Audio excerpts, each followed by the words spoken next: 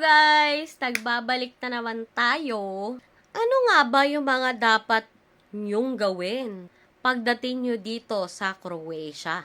Isa ito sa pinaka-importante nyong gagawin pag landing nyo po dito sa Croatia. Kaya, pag-usapan natin yan. Let's go!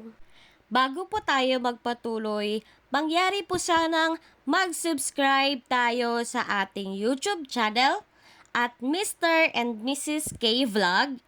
At pakiclick na rin po ang notification bell para lagi po tayong updated sa mga bago nating upload na videos.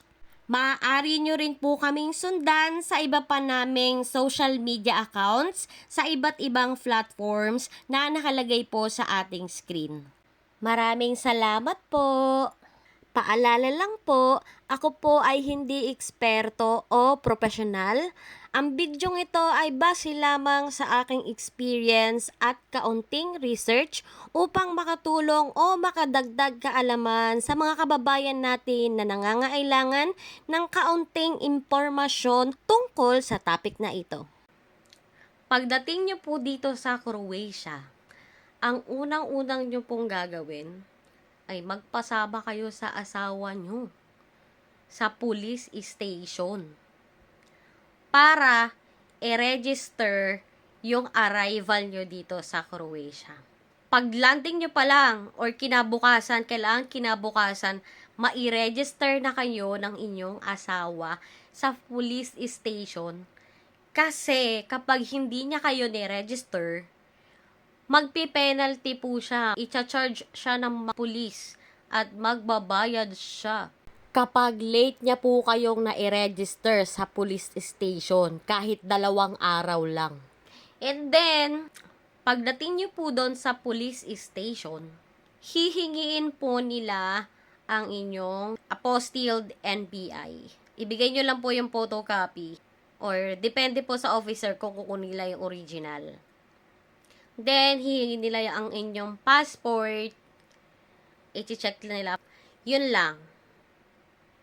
Dito kasi sa Croatia, kapag po kayo ay lilipat ng city or kung saan, kailangan dapat registered sa police station para mamamonitor po nila kung nasaan kayo.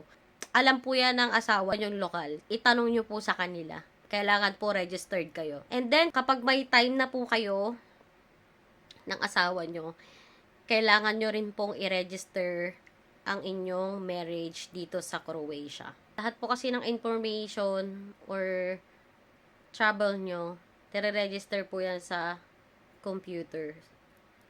At lahat po yan, kahit saang city ka magpunta, connected po yan. Ina-update lang po nila kung kayo po ay lumipat. Yun lang po. Sana nakatulong. Ciao!